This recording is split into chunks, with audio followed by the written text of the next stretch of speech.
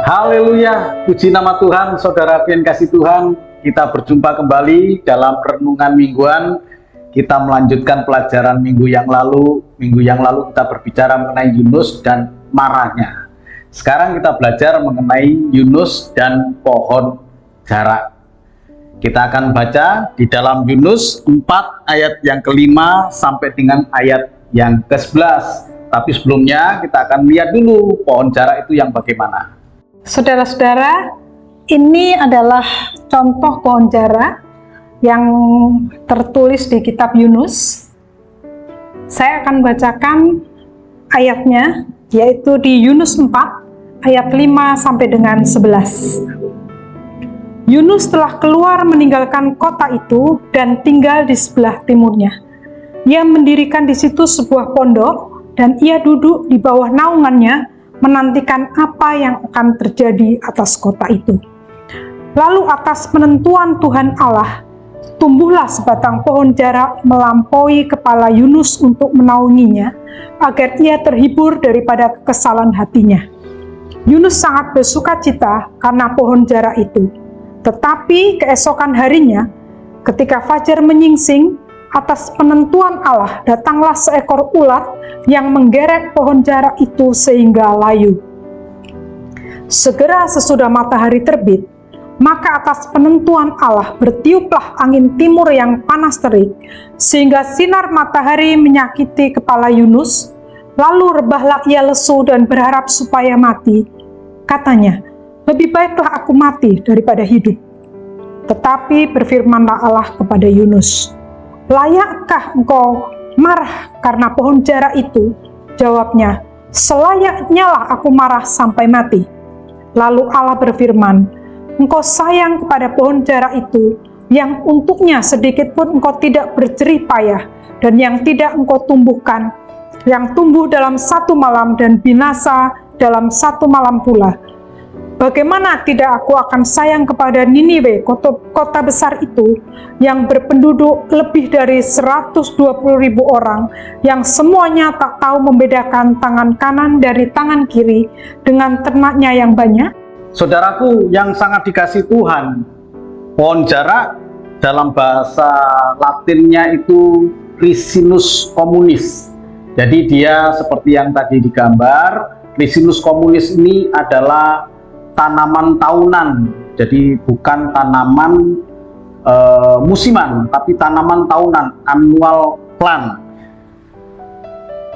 Tuhan dengan caranya yang ajaib menumbuhkan pohon jarak yang tadi saya sebutkan, nama aslinya adalah Ricinus communis ini. Daunnya lebar, kemudian bisa menaungi Yunus. Dan firman Tuhan tadi berkata di dalam ayat yang ke-5, Yunus telah keluar meninggalkan kota itu dan tinggal di sebelah timurnya. Ia mendirikan di situ sebuah pondok dan ia duduk di bawah naungannya.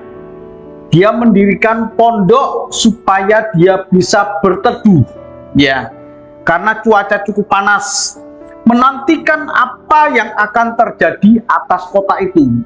Menantikan apa yang terjadi atas kota itu, yaitu perbuatan Allah, murka Tuhan, sehingga kota itu Yunus dengan matanya sendiri ingin melihat kemusnahan kota itu, sama seperti musnahnya kota Sodom dan Gomora.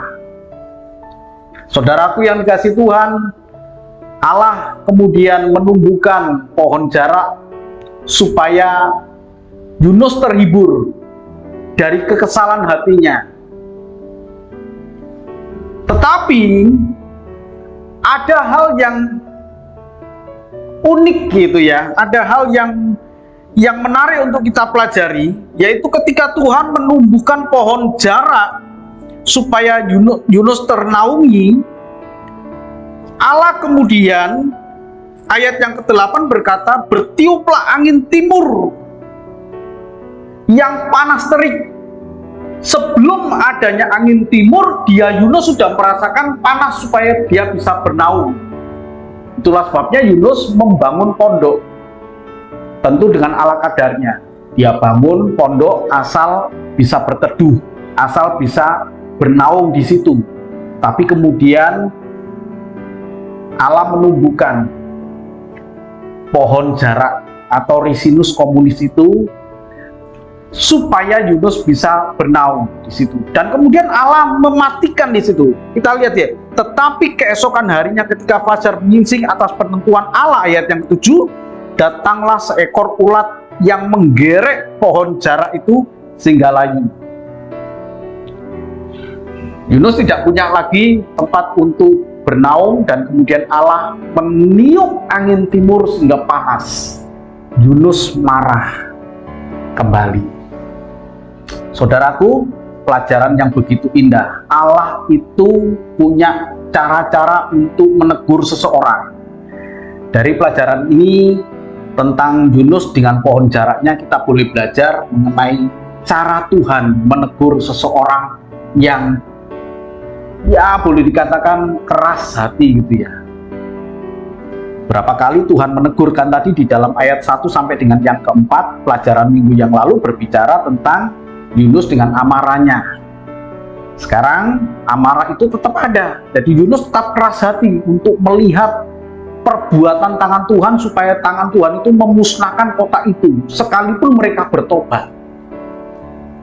Sekarang kemudian Tuhan menumbuhkan pohon jarak itu. Yunus merasa nyaman, merasa enak, merasa seneng gitu ya. Tapi kemudian Tuhan, atas penentuan Tuhan, pohon jarak itu kemudian layu dengan cara seekor ulat. Alkitab mencatat dengan jelas seekor ulat, bukan 3, bukan 4, bukan banyak ulat, tapi seekor ulat.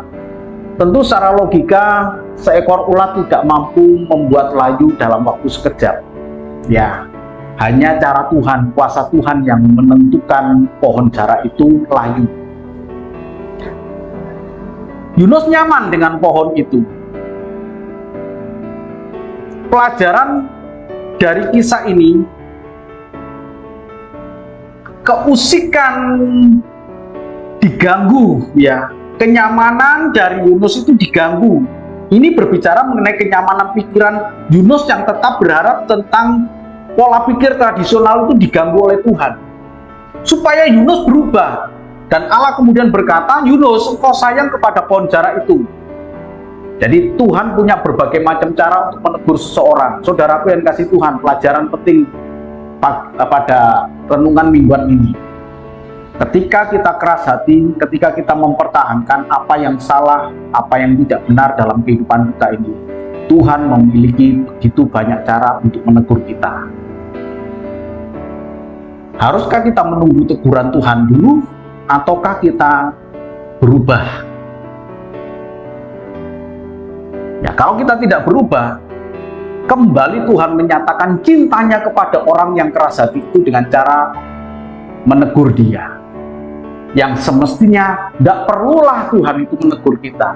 Kita yang sadar, kemudian kita memahami ada hal yang tidak benar yang kita lakukan, dan kemudian kita kembali berbalik kepada Tuhan untuk hidup berkenan di hadapan Tuhan. Tidak perlu menunggu perbuatan Tuhan yang menegur kita. Sama seperti Yunus, Allah menumbuhkan pohon jarak itu, dan kemudian Allah membuat layu pohon jarak itu. Itu adalah cara Tuhan menegur Yunus. Dengan cara bagaimana? Allah berkata, engkau sayang kepada pohon jarak itu. Bagaimana aku pun juga sayang kepada penduduk dari kota Niniwe itu. Jadi diberikan satu pelajaran oleh Allah dari pohon jarak itu. Saudaraku yang sangat dikasihi Tuhan, Yunus kemudian berdebat dengan Tuhan tentang kemarahannya ini. Tuhan menegur kepada Yunus, layakkah engkau marah karena pohon jarak itu? Dan Yunus kemudian tidak menggubris pernyataan Tuhan itu sebagai bentuk kasih Tuhan, bahkan menjawabnya dengan emosional yang sangat tinggi. Ya, selayaknya aku marah sampai mati. Dan kemudian, saudaraku yang dikasihi Tuhan, Allah kemudian memberikan penjelasan bagaimana tidak aku akan sayang kepada Niniwe, kota yang besar itu, yang penduduknya lebih dari 120.000 orang, yang semuanya tidak tahu membedakan tangan kanan dari tangan kiri dengan ternaknya yang begitu banyak.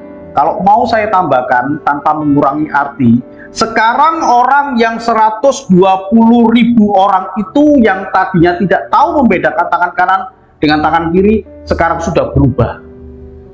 Apakah harus saya musnahkan? Engkau Yunus marah ketika pohon jara itu menjadi layu. Engkau marah.